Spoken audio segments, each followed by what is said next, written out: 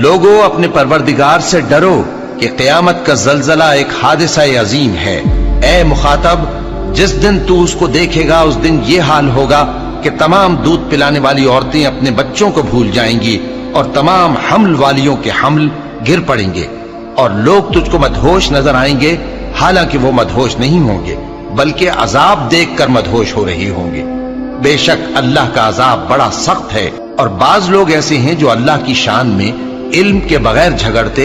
और हर शैतान सरकश की पैरवी करते हैं, जिसके बारे में लिख दिया गया है कि जो उसे दोस्त रखेगा तो वो उसको गुमराह कर देगा और दोज़ख के अजाब का रास्ता दिखाएगा। लोगों,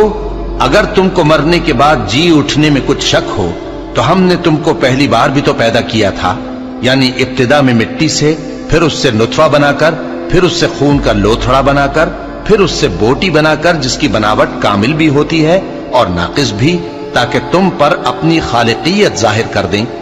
और हम जिसको चाहते हैं एक मियाद मुकर्रर तक पेट में ठहराए रखते हैं, फिर तुमको बच्चा बनाकर निकालते हैं, फिर तुम जवानी को पहुंचते हो और बाज कब्ल अज पीरी मर जाते हैं